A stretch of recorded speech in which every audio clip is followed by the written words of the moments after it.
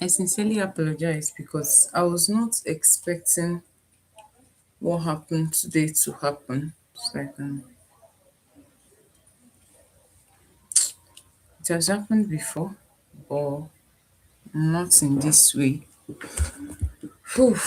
I don't know if this is clear and bright enough.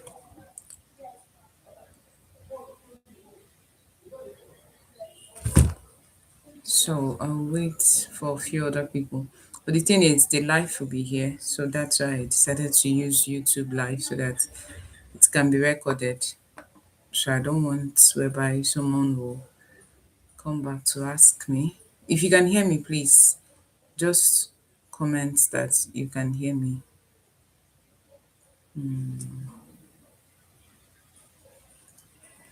Okay. So,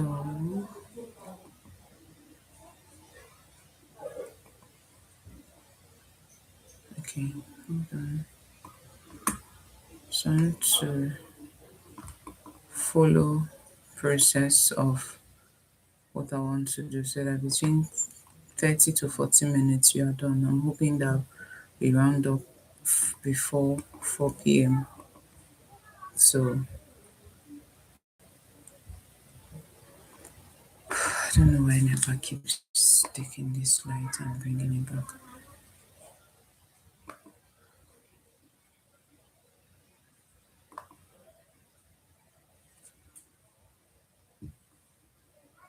So I want to use a guide so that we know what we are doing next so that we don't go through, oh, let's do this, or have we done that, and all of that. So that's why I want to use a guide first. Okay.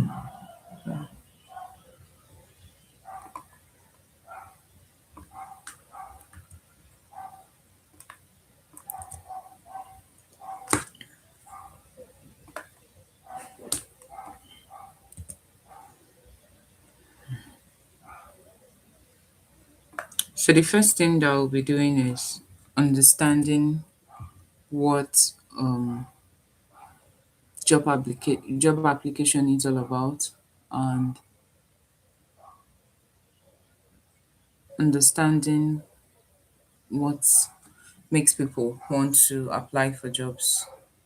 So one of them is when this glasses is reflecting. So one of them is when people are job hunting, they tend to apply aimlessly most of the time. So that's one of the main purpose of me doing this live and this class. So one of the reasons why people apply aimlessly and any job goes, even in your niche. When I mean any job goes, I don't mean maybe a software developer applying for customer service. No, any job within your niche that comes along your way, you're ready. Please drop in the chat if you can hear me. I see that one person joined. So I don't want, because I can't see myself from there. Okay.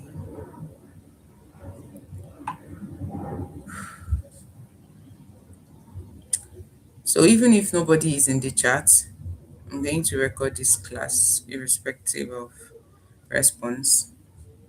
So I want to try something.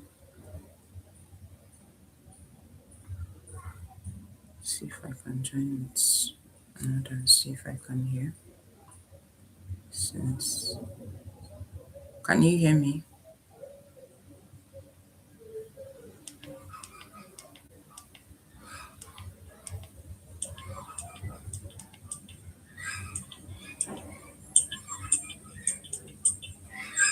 Okay, so okay, so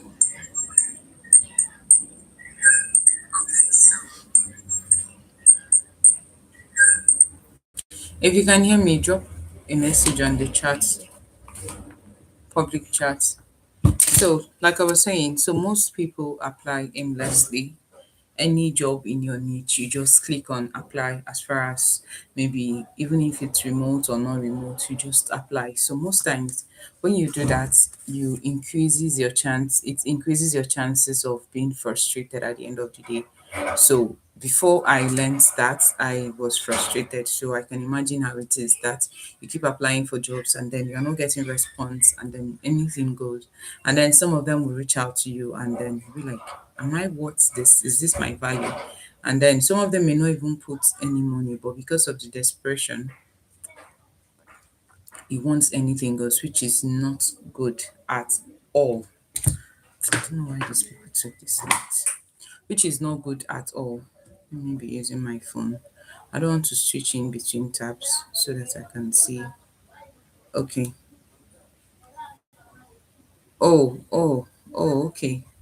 YouTube settings sometimes can be funny and crazy. So I just read your message. Okay. Okay. So I think when I was setting this live up, I saw it. So the first thing that we are going to address is to understand the type of job we are applying for. So I don't want to waste more time and how you can apply for this job. So I don't know how you have been applying, but permit me to assume that maybe you probably don't know how you have been like you don't know how to apply for jobs. So permit that maybe I may exaggerate a bit or maybe think that you don't know what you are doing. So let's just say you don't know how to apply for jobs. So that's how this class is going to go, right? So the first thing is to know your niche, understand the responsibilities that comes with your niche, the job description, your job responsibility, right? For example, if you are applying for a job that states, I have to log into my LinkedIn so that this can be practical.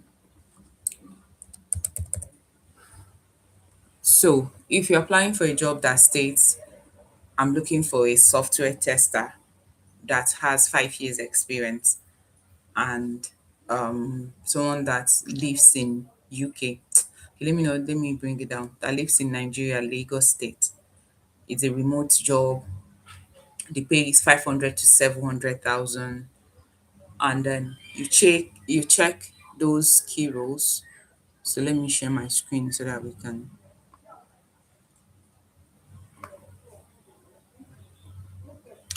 So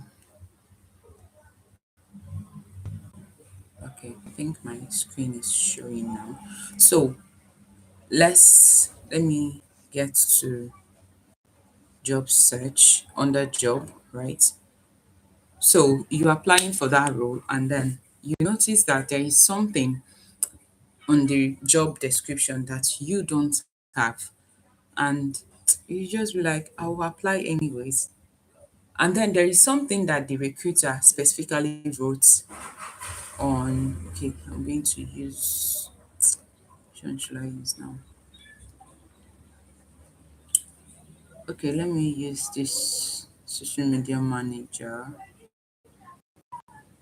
Okay, you can see this job SMM, that's social media manager remote, which is in Dubai. The location is Dubai, UAE, remote, which means that this job, the location for the people working remotely for it are to be based in Dubai. So I won't come here and start applying for this job. For this job, that is one. So knowing the job and also knowing the location and the job requirements. So this is one of the things I said.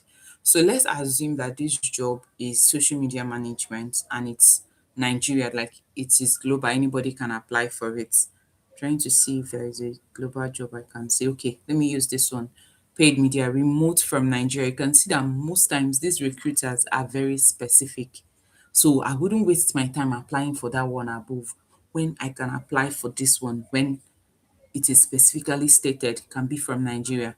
And then this one, digital marketing manager, Nigeria, remote as well. So let me use this digital marketing manager as an example. So I'm a job applicant. I've been looking for job for like 2 years or 1 year or months, and I'm getting frustrated. So anytime I see a job, I come here, oh, uploaded 2 weeks ago or 1 hour ago, anytime. And then you have to read through. This is about the job. Most times people don't have time to read and then they apply. It's fine. You can be lucky, but most times it's not advisable. So you can see key responsibilities. Most recruiters, they do this. They don't leave you to assume what you are going to do. Although some of them exaggerate anyway, but the key responsibilities are like the major things because there is KPI, that's your key performance indicators, like the things they can use to measure you to increase your salary and any other thing. So you now see everything here under market and product marketing, email marketing. I can relate to this because I'm a digital marketer. And the same way you can relate to your niche depending on what you are doing. Do you understand? And then if you now scroll, oh, these are the things. Oh, nothing more. Then there is this extra requirement. They now stated here 4 years plus experience, 4 years hands-on experience on marketing experience, 4 years of hands-on marketing experience in e-commerce, digital marketing, and performance marketing, strong knowledge on SEM, SEO, paid advertising, all this Google and Ahrefs, and all of that. Then they now stated preferred, right? Experience in marketing in Amazon, experience marketing in Amazon, Shopify, Best Buy, Walmart, and similar marketplaces. Experience managing UCG creators, affiliates, and influencer programs. They now went ahead to now say key traits we are looking for: deep curiosity and a habit for constantly searching for answers, highly analytical with strong attention to details, hands-on, self-directed, execution focused, comfortable collaborating, this, right? I'm coming back to this. Then you go down, benefits, compensation for the desired skill. If you are qualified, these are the things that you will get, although they did not really explain it properly. Yeah, these people are creepy. So why will you come to benefits and then on compensation you can't categorically state it the same way you stated what you are looking for? Anyway, that aside, so sometimes some of them will write benefits and then they will tell you you can have HMO, you can have other medical opportunities, you can have your leave, vacations, all of that. There are a whole lot of very beautiful things a lot of companies put out there that makes people working with them enjoy working with them, right? But the main thing I'm talking about now is you applying. So you see this job, I can't use my CV to apply for it because I don't have this experience. I've not worked for Amazon. I don't have experience working with Amazon, Shopify, Best Buy, Walmart, and or similar marketplaces. That is um a strike through for me. So I can't apply for this. As much as I'm qualified in terms of digital marketing, but they will prefer someone that has this. So it's either I take the risk of adding something like this, a very will I call it white lie? If the pay, as mean I got this benefit and I'm seeing like $3,000 per month, I know I can risk it. So I will just go to my CV and the editable CV, like I always mention, not your main CV. That's why I mentioned, okay, I wanted to say in my class, but some of you are not in my remote transition class. So when you are updating your CV, your second part of your CV, the editable one that you can always revamp in order to apply for jobs. Yes, that's the one I mean. So I can now easily go there and add in between the times that I worked for a company. I will just update it and add this thing. I helped my client in setting up his or her Shopify page. Do you know why you will go scot-free, that they will not catch you? Because in remote setting, there is something they call NDA, right? So if they ask you, say, sorry, you can't share your clients. I'm sorry. This is just a strategy, not really a lie, even though it's a white lie. But you know you can do this. You can only do that when you know that every other thing there you can do it.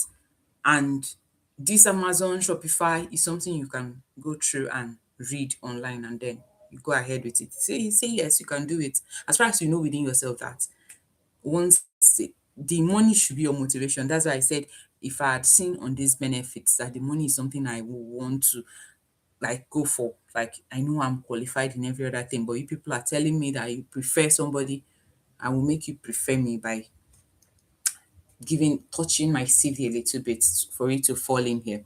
Do you know what that does when you submit to that particular CV? There is a software that recruiters use for ATS CV. So that ATS CV is a software that if you upload, we're in the AI world, artificial intelligence. So the bot uses the keywords that this recruiter have already told the AI to check to proofread CVs that have those that has those keywords. So they will just sieve it out. So once they see Amazon, Shopify or something, there are keywords that they are looking for, right? So those people will now be filtered one side. But if I apply for this job aimlessly, when I say aimlessly, like without checking in details of what is required, oh, I've seen digital marketing manager remote Nigeria, oh, let me apply.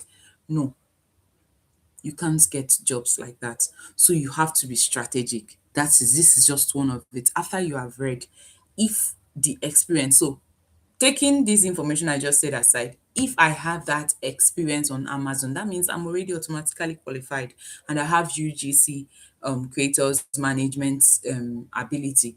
It's already on my CV. I don't need to now revamp the CV. So I can easily click and apply straight up, right? So I wouldn't need to do those. I don't need to re-edit that my editable CV anymore to apply for this.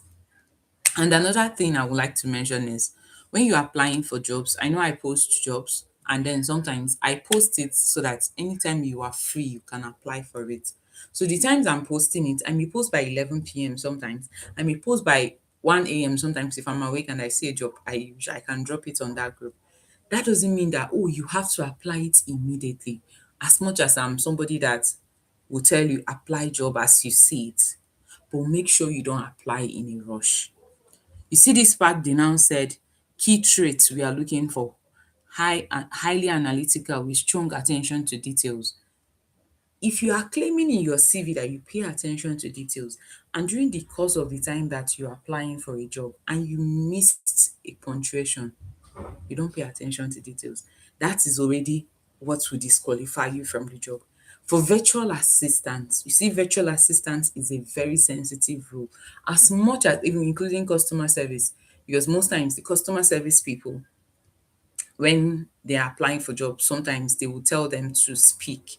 Those are for people that are going to use are going to talk during their course of customer service role. Then some are just customer service on chat support, right? It depends. So, but for some persons that their own is typically based on um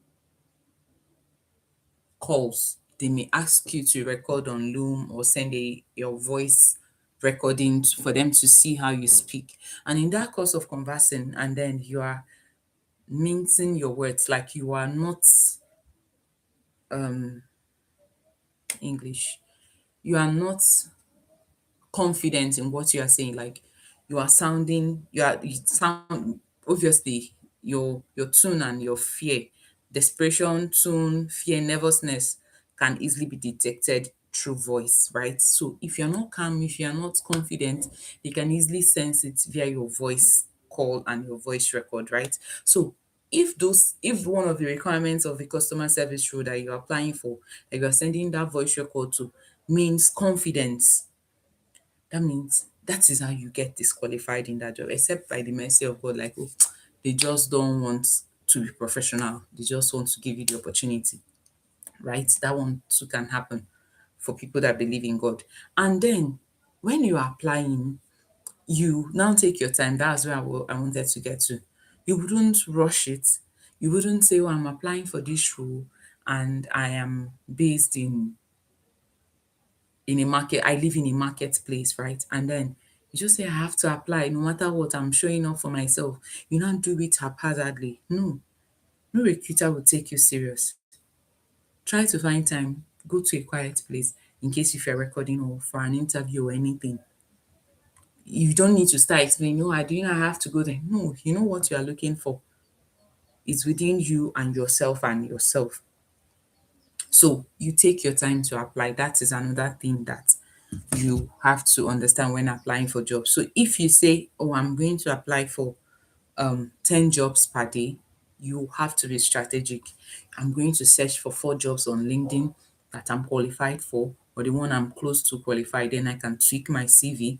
If you are somebody that you don't want to lie or you don't want to edit or add anything, you can specifically look for the one that aligns with your CV very, very well. Not above, not below. Sometimes if you go for a below job role, you can easily get it when you are overqualified, right? That is another trick in getting some jobs. If they are looking for 4 years experience, I have 6 years experience. If I apply for this job and I have this Amazon, I tweak my Amazon, they can easily invite me for an interview because I'm above their experience and their expectations. So they will be like, oh, she has even worked with Canadian company, this. So I'm not saying this from the place of pride, like I'm just giving an instance. Oh, she's more than qualified. So let's bring her in. Something like that. But if you apply for a job that you are underqualified, here in the sense that they are looking for a 4 years experience, but you have 2 years experience, the chances are very slim, right? So apply job within your qualification. That gives you chances. And apply jobs that are a little bit below your qualifications so that your chances are higher, right? So if you have 1 year experience, you can apply for internship role, right? Not because you don't know your worth, but you are trying to grow your career, like climb your career ladder. So since the 1 year job is not coming, I'm just giving an instance. You can go for internship role, paid internship roles, please. So not free, except you decide to go voluntary, um yeah, except you decide to volunteer for roles because you want to build your portfolio or something. That's one, knowing the job you apply. And then how do you apply for this job? I've already mentioned a few. When you are submitting your job application, different job have different methods of application. I don't know if you guys can come back in. Okay. So different jobs have different ways that you apply them. Oh, I think these people have closed their application. Okay, let me look for another. Okay, let me use this one. Remote Amazon advertiser. 10 people clicked. Why only 10 people clicked for competitive salary, work from a professional growth? Okay, I've applied for this job. Okay, no, it's not this one. I know there is a job getter job I applied for. So, yeah, not this one. Is it? Okay, it's not it. So you will see that LinkedIn will tell you that, oh, you are going outside LinkedIn. Are you sure? You say yes, continue. So there are some jobs that you can apply inside LinkedIn. There are some jobs that you have to redirect yourself outside LinkedIn. Where did these people take this slide?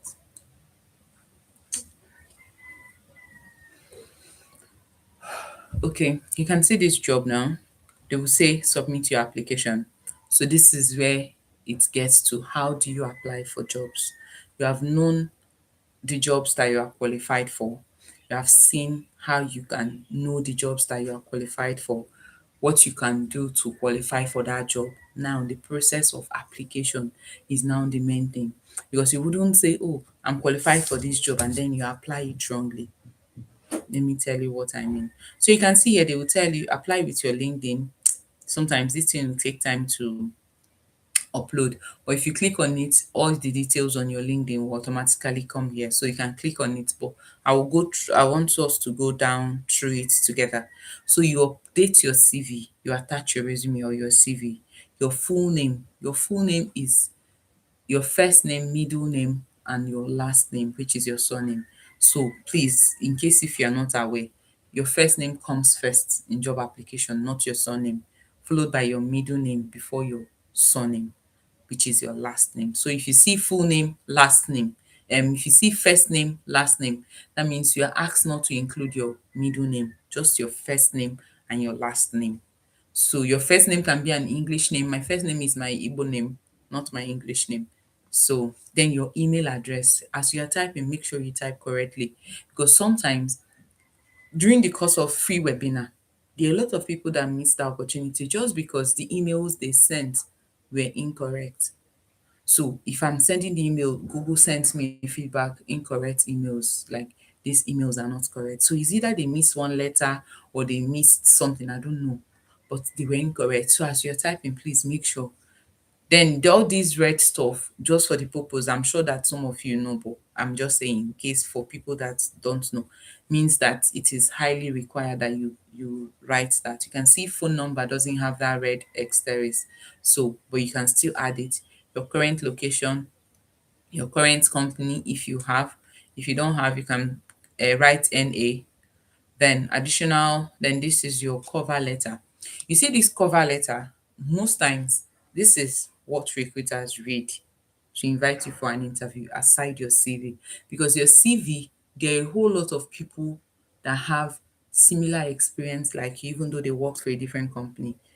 What I mean is, if you're a software engineer and you debug, for example, you have debugged, so with the other software engineer, he has debugged too. I don't know if you understand. So if it is, attention to details, someone else too has that attention to details on their CV. Those are basic things, right? So, but this cover letter is what now makes you stand out from applicant A and applicant B and applicant C.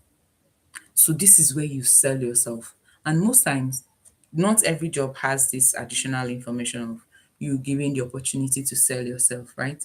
But if you see it, make use of it. You can see they did not put whether it's important or not. See, recruiters, they know what they are doing. They just know that a lot of people are lazy. They don't want to feel here, so they will just submit. It's not required now, so I don't need it. But this is what now makes you stand out. I'm just telling you for the fact. And then on this your cover letter or anything you want to share, but most times it's cover letter. Oh, dear hiring manager, I am pleased to, you know how you write those things. But what I will mention that you include is what I will call being strategic. That this role, not being emotional. A lot of people, once a recruiter sees an emotional blackmail on the cover letter, they'll just scroll past. Be strategic. Pinpoint what you are trying to solve because you have actually seen their job, like we saw before you clicked here and it directed you here to apply. So you will know that, oh, that you are looking for, let's say, software engineer for this, for this. But I know that most of the time that people get hired and they don't. But every of my clients, okay, I'm always saying every of my employer that I've worked with have this to say about me. It is also in my portfolio. You can find it attached here. That makes you stand out. I have on my portfolio, I have client feedback. I created a different category for it. What clients talk about me. This is what they said. This is what they said about Angela. And most of them wrote, Angela is this, Angela has this, Angela. I will screenshot it, whether you said it on WhatsApp, whether you said it on Upwork, whether you said it anywhere, I will screenshot it and keep it there with your name. Because that's your feedback about how I work with you. Even the ones my colleagues mentioned, I gathered it. I put it there. That's why when I was mentioning to someone, I think last week, or no, last year, sorry, well, January is over. Yes, last year. And the person was like, oh, I was like, is this um CV that you used to apply for job? He said yes. I said, okay. Do you have the contact of your former colleagues? The person said, not all of them. I say, do you have at least three? Yes. I said, go and ask them. How was working with you? Like, my birthday was 2 days ago, 2 days or 3 days ago. My colleague wrote something on our group chat, like, oh, happy birthday, Angela, somebody that makes it easy to work with. I've taken a screenshot of that. When I won Employee of the Month, it's still on my portfolio. Because you may think that, oh, those things. So when you gather those things, it makes you stand out. If this, my candidate, has won Employee of the Month in her former workplace, that means she must really be good to work with. I'm going to look beyond her CV because she's a good team player. She's somebody that can work, knows work etiquette, is professional. Any other little error they may find, that thing makes you stand out. No matter how it is, I've had bad employers. I've had handful of terrible colleagues, right? I'm not trying to say I'm not taking responsibility. Some of them are still my fault, but my head can touch. I will just ignore it totally. But once I see that you're somebody that knows their job and we work perfectly, you can ask me for review, survey about how working with you as a team player is, and it will be there. I have like three I've not even added from my former workplace, but I resigned last year. So two of them wrote something when I was asking them. They were like, yes, yes, yes. And say thank you. So you will see that it's not what's the word? Doctored. You will see that, oh, this is a live chat. It doesn't necessarily have to like put the person's name except you ask permission. Most of the time I add their name so that they can go ahead and verify. So if I'm now including it on my cover letter, I say you can check my portfolio. You'll see the feedback from my employers and some of the colleagues I've worked with. I'm a good team player. You have a backup.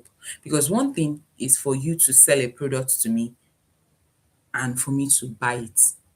If you come and say, oh, this paracetamol cures your headache, I know.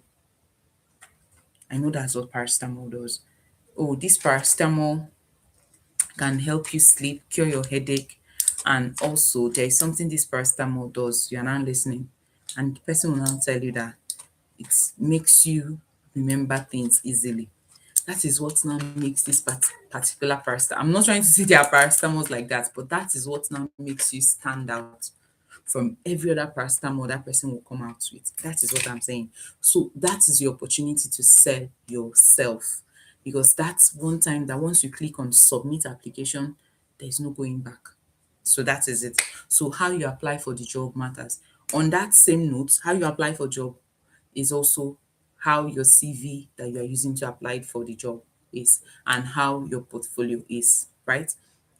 Now, this portfolio and CV matter has been a bit controversial. Hold on, excuse me.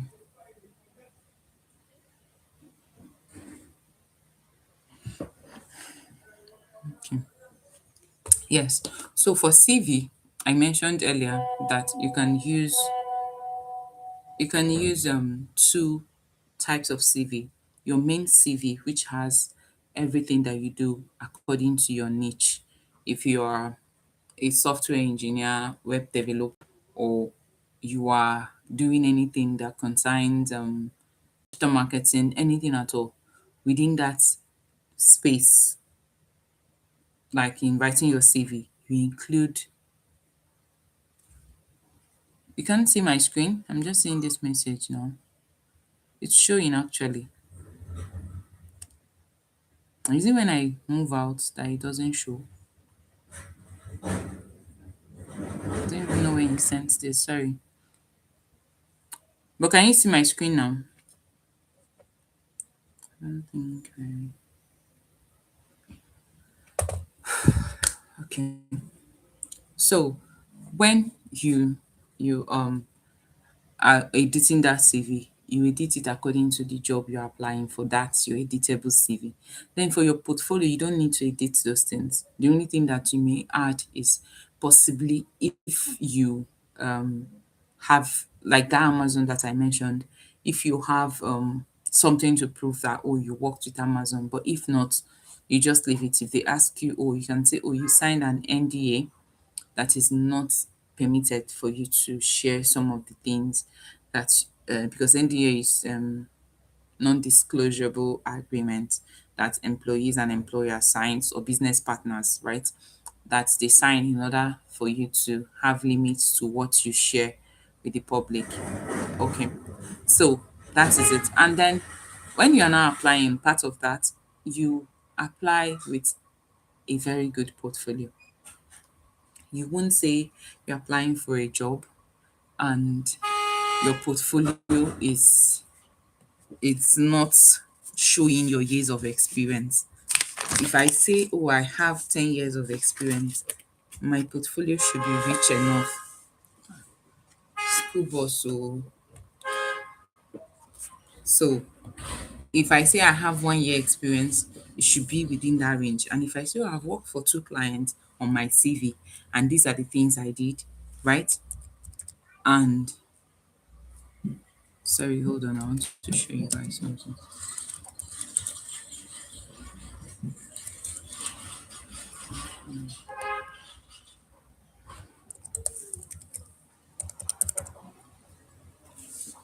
So,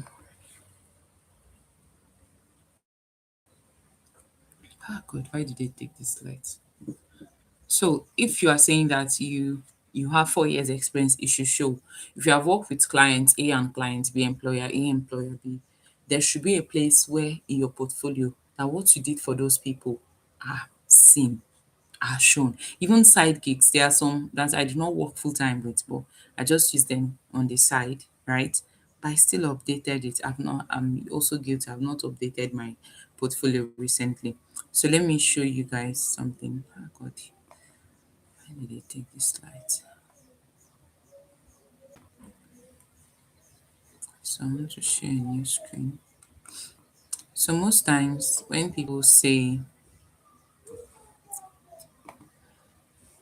okay, so when people say that they don't know how to build their portfolio, I don't know how to teach it here, but it's already in my class, but I'm just going to brief you.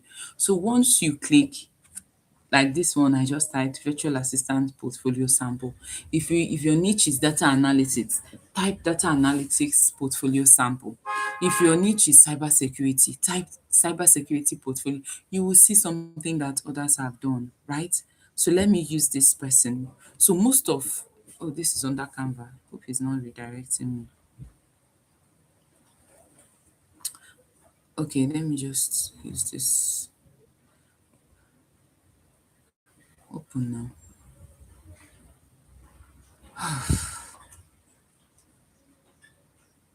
Okay. So this one, I'm trying to see if we can round off. So once you type that keyword based on your niche, you will see people that have done something similar. Then you can keep checking and see the one that works for you. Like this one, this person did her portfolio on Google Slides. You can see content about me, sample of work, resume, services and rates, testimonials, contact me, testimonials, and sample of work. So let's scroll down. This is hello, I'm Julie Anna. You can see I'm a digital marketer and virtual assistant that is passionate about helping busy. I'm still going to analyze this person's portfolio, right? I'm coming to that, but I just want to show you. So this is about Julia. Page 2 is her resume. This is what she did. This is a Bachelor in Industrial Chemistry, Enugu State University. This is when she graduated, the tools that she used, the soft skills that she has, okay? Then services that she offers, social media marketing. Sorry, my mouse. These are the things. Then this is our rate, $200 per month, $200 per month. Monthly rate, this is then hourly rate, $15 per month rate for one blog post, $100 per post. Then 4A, sample of work. Hi, this thing is loading fast. So this is a email that she worked on. Guess what? Okay, this I'm an email marketer too. So this is a template for email, welcome email for RFs, but this is not how she would have done it, right? So VA process checklist. Superhero make what's wrong with my mouse? Is the battery low? I charged it now. So this is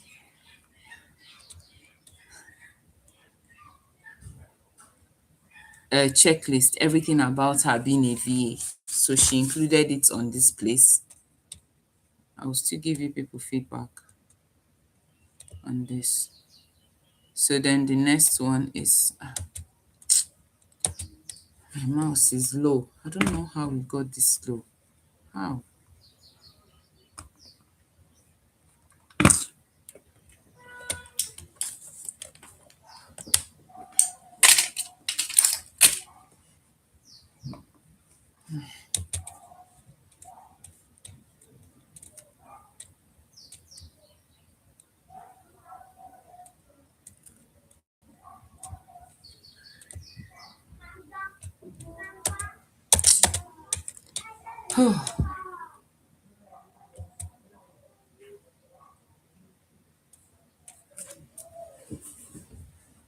So,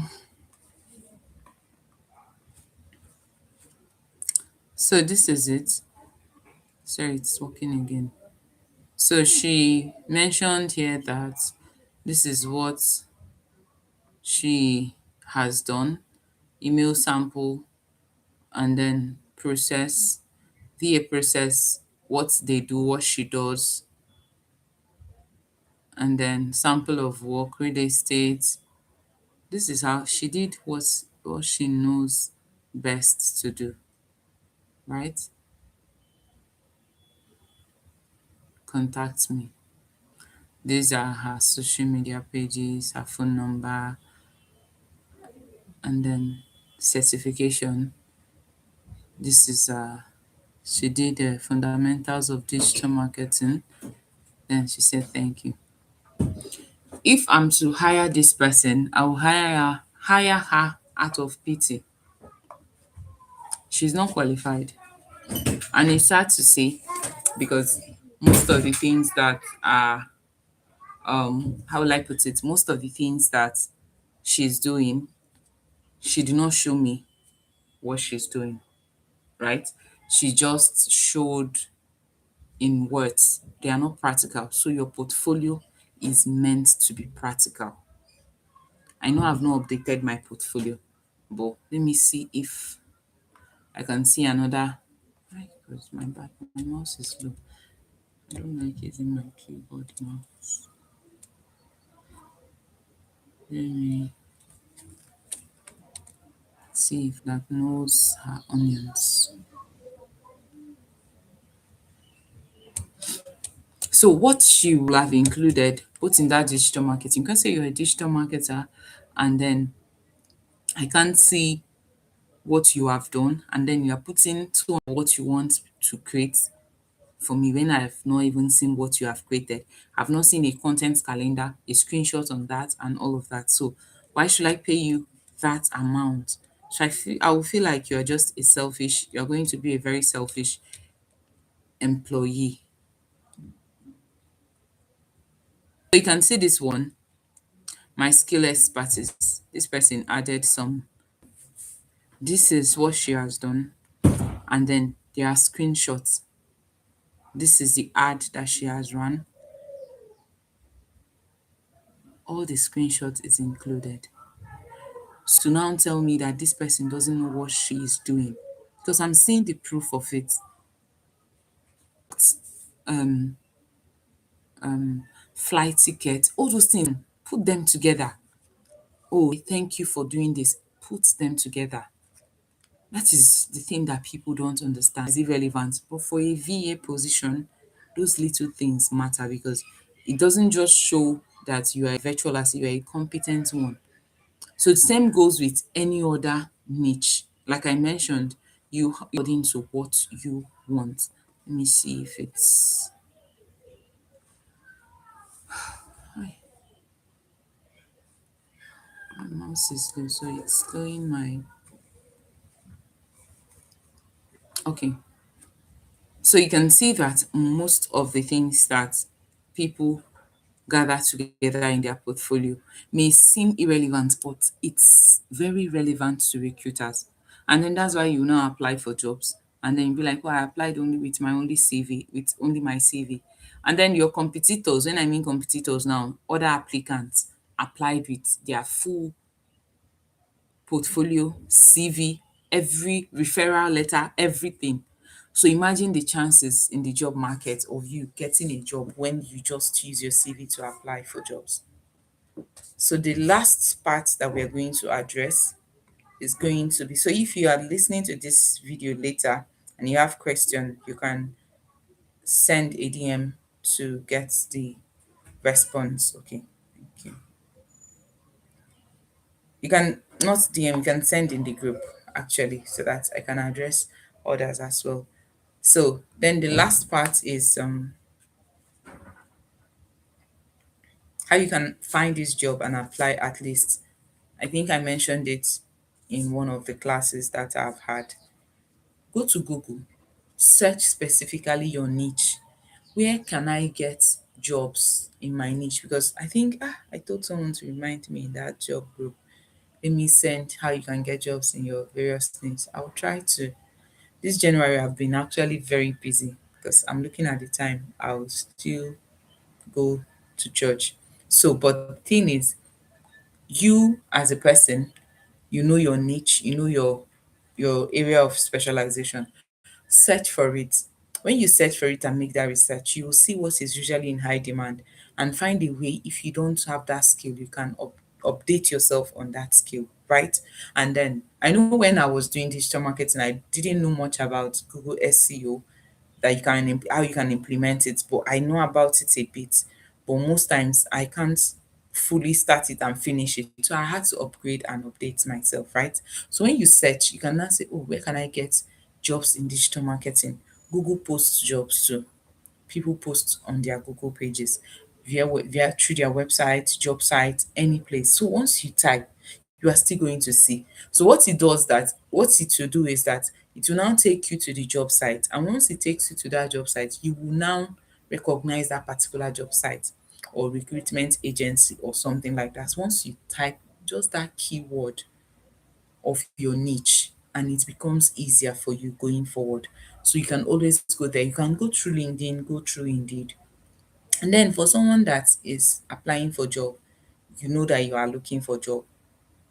It's a game of number, honestly. Because if you're looking for job, me, I have job, but I'm still looking for job. Yes. Then there are people that don't have a job currently and they are not looking as if they are looking for job, right? People recommend me for gigs, maybe, oh, 2 weeks, I'll just do this thing and then I'm done, they pay me. I love that one too. That is the joy of remote jobs. That is just the truth. So, and then there are some persons that if they recommend you or if they share job links with you and they will tell you, I've referred you, I've done this, I've done that. Oh, thank you. You know, oh, you are going to carry this while you are still looking for jobs at the same time. Those ones can come in and go, come and go. But it's your money. That is just it. So when you are applying, like I said, it's a game of number. Deem it fit that at least in a week you apply for more than 70 jobs. Do it like 7 job per day, 7 job per day should be, I will no 10 job per day rather, sorry. 10 job per day, that's 10 times 7 is 70 at least. So if you are doing 10 jobs per day, that means at the end of the week you should be, sorry, if you are doing more than 10 jobs per day, that means at the end of the week you must have applied for more than 100 jobs, and there will always be that one that will enter. Trust me. Search for it anywhere. Even if I do not post, search for it by yourself. So once I start noticing the people that apply for the type of job that most people seek for in the group, I know we have a lot of virtual assistants. So I'm always posting virtual assistant roles and customer service. So by the time I see other people, like now I recently found out the AI generator engineer, right? AI engineer. So I saw that one too. So once I see anything around that niche, I will also post it. I know copywriters, I know all of that. So it gives me clue on what I can send in the group and then you apply for it. That's customer service job. 2 people actually got. I think I later mentioned it. So you will never know the job that is going to be your job if you don't apply for it. And then if you are not applying the right way, you may end up getting frustrated. And then maybe it's just that one day that you get frustrated. That was the job that you were meant to apply, that they will have invited you for an interview, right? So in order to avoid getting frustrated while applying for job, make sure you apply rightly. And these are the things that which I have already mentioned. knowing the type of job you're applying for, knowing if it fits into what you can do, tweaking it to fit into what you can do by tweaking your CV if you want to do that, and then knowing the channels to apply, and then how you apply, pay attention to details, sell yourself like you are your product. The same way you can sell products for people, sell yourself, sound confident and convincing. Then know where you can search for this job, apply for it, as apply as many as possible. For me, I know I am strictly a remote worker. So what I usually see both on my timeline, everything is remote jobs, strictly remote jobs. I can't compromise working remotely. It's not going to happen. Someone reached out to me recently for a gig. That's about 250K, but I will be coming. It's just 2 days that they require of me. But I said I wouldn't go. Initially, I thought about it. So since I don't used to go out, maybe let me use the opportunity. And I said no, that I won't start in this January to compromise my principle of strictly remote. So I now told them, oh, if you are willing to just go fully remote, we can have meeting that meet physical meeting 2 times a day. But I now found out that there is something that is required for me to do physically, for me to guide and direct the creative skinny. I just raised my hand. Thank you. I wouldn't. I would have pushed that job to someone in the community. But no, I don't know who is a creative person in the community that can direct. The last time that, I don't want to mention the experience I had, I kept holding that position for the person. Oh, sorry, ma, I will send the CV now. Sorry, ma, I will send it now. 9 a.m., 10 a.m., 11 a.m., 12 a.m. Like they will, I said, don't worry, I will bring someone from my community very soon. This for where? Around 4 p.m. and be 5 p.m. the person now messaged, sorry, I don't think I'll be available for the job. But then I just told myself, see anything recommendation, I remove my hand from it. Because they don't know that person, they know me.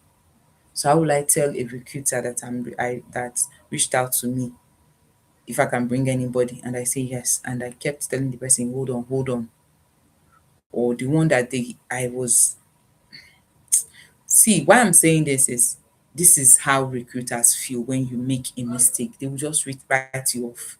That is just the truth. I interviewed you, you are chewing gum, even though you do not switch on your camera, but I could hear that chewing gum sound. I don't know what to say, but those little attitudes put recruiters off during recruitment in case if you don't know. They will just decide within their mind, but they will still play cool. I played professional, I played calm. I was like, don't worry, we'll get back to you. That's what you will hear. And then another person said, oh, no, they said they will get back to me. That is just like their language. The same way doctors say, we tried our best. Sorry. And it sounds like their anthem now. We'll get back to you. It's like the same way doctors say, we tried our best, but the person still died. That is what recruiters do. We'll get back to you is their word, is their keyword. That is like the exact word they use. Whether you did well, you will never know. But within you, you will know whether you did well or not. Because you know that you prepared for that interview, and you know that most of the things that they asked you, you within yourself, you know that, oh, you answered well. You didn't sound unsure and you didn't lack confidence and all of that. So some recruiters can be manipulative too. They will ask you very tricky questions to confirm what is on your CV. So usually go through your CV, especially when you keep tweaking it. Tweak, oh, is this which CV did I now submit for this? Make sure you check those things before you go for that interview. Prepare yourself, set up your mic, test run, do all those things, and then make sure that you are ready and sure for that interview. So I will call it a day today. So if you have any question or challenge, or maybe something that you feel that I missed, you can ask in the community so we can address it as well. So we'll call it a day so that I can round off my work and then do something else. So I know this is not interactive because it's just recorded, so that's why I used YouTube Live. So in case if you watch later, you can ask your question. So Have a wonderful evening. Bye. Any question, you can drop it in the group. Yeah.